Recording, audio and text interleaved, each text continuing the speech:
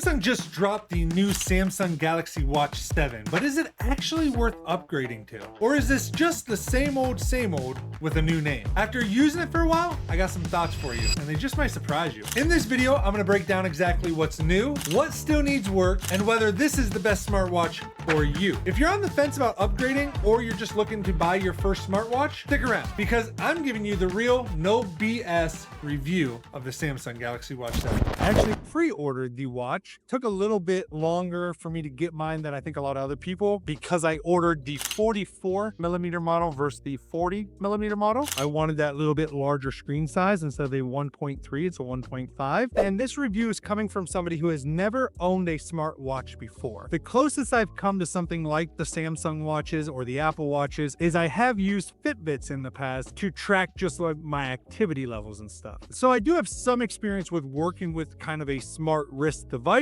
just not something as complicated as the Samsung Galaxy Watch. I always tend to buy the versions with more features because most people buy the base models of devices, and then when they go to resell, they don't hold their resale value as well because there's so many of them on the market, on the resale market. However, when you order something like this, in my opinion, you spend that little bit of extra money for the better features and stuff. A lot of times, from my experience, you end up getting that money back out of it later down the line anyways, because it sells for much higher than just the base model. With that said, we're gonna dive in. The first thing I'm gonna do is I am gonna go over the specs of the device, kind of like I always do in my reviews. So it has a 1.5-inch Super AMOLED LED, 480 by 480 resolution, has 2 GB of RAM, 32 GB of storage. The weight is 33.8 grams. It does have a larger battery, which was the other reason I wanted this one, at 425 milliamps. It has fast charging. It comes with a little device that you basically, it's magnetic and it just kind of goes right on the back of the watch and wirelessly charges it. It has NFC, Bluetooth 5.3, 5G, Wi-Fi 2.4 gigahertz and 5 gigahertz. In terms of sensors, it has Samsung's bioactive sensor, which is an optical biosignal sensor, plus electrical heart signal, plus bioelectrical impedance analysis, has a temperature sensor, an accelerometer, a barometer, a gyro sensor, a geomagnetic sensor, and a light sensor. So there are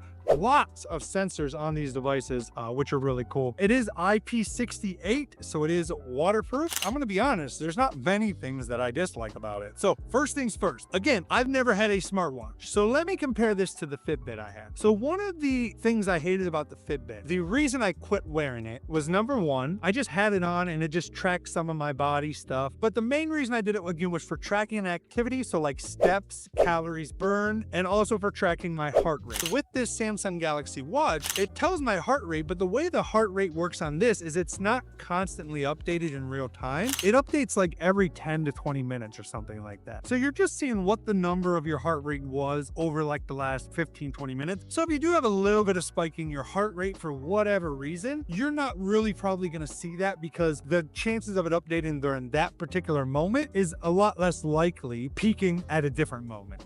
And obviously when you're exercising or something, it's going to be higher and you're not going to have that problem. For me, the fact that this was a watch and a smart watch, more so than just being a health tracking device, has made it to where I really have not had any issues with anxiety in relations to this thing. And what I also love about this watch versus something like the Fitbit is it has Bluetooth and everything built into it, Wi-Fi. So I can use this device and even the 5G. You know, it's nice that I can use this by itself. Outside of that, it does have a wide range of apps that you can now download. I mean, the list of what is available on the Play Store that also works on something like a little watch and the screen of a watch has grown so much in the last couple years that you can get apps for just about everything. And the other cool thing is you can replace these watch screens, these face clock faces, with all kinds of different stuff. If you want a health focused watch face, you can throw on a health focused watch face. It'll do auto workout detection, so even if you go for a walk or a jog or whatever and you forget to turn it on, it'll automatically track that workout for you, which is awesome. So again, there are just a ton of apps at this point for it. You can have a calculator, you can use Audible, you have, you know, all the different assistants on it, like Google's assistant and stuff that you can use directly from it. So there really is a lot of features. In terms of battery life, I do always pretty much get 1 day of battery life out of it, at least, no matter how much I use it. And most days I would say when I charge it each morning, it's still at 30 to 40% battery when I'm charging it. So it is not completely dead when I'm doing it. So technically you could probably get like a day and a half out of the full battery. And I'm just honestly trying to think of like all the different ways I use it and try to explain to you guys all the different ways you can use it. But where we're at today in terms of Samsung's watches and the Watch 7, there are so many things you can do with these watches that they absolutely blow me away. To me, tech has been kind of stale the last couple years, but I really find myself with like the large language models coming out and the sophistication that we're now at with those types of things, and having things like Meta smart glasses coming out,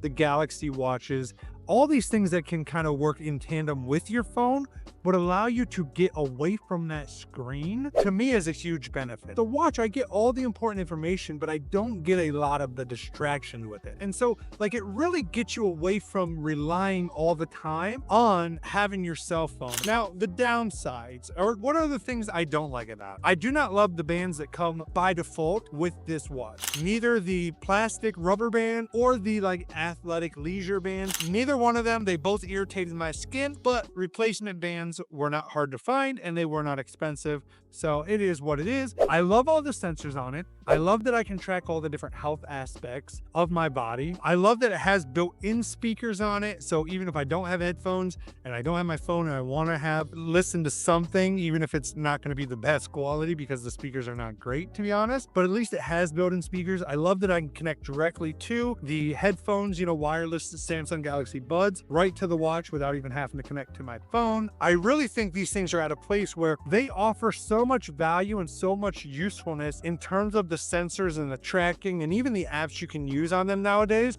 that for $300, to me, it's the same as the Meta smart glasses. I think these were about $300 as well. These are two of my favorite devices that I think are well worth the $300. I would almost argue, to me, owning these two devices, if I was on a budget, it's like, oh, I could get like the latest Samsung Galaxy Fold 6, or I could get the latest Samsung Galaxy S24 Ultra, or I could get like a cheap, crappier smartphone, but also have this watch and these glasses.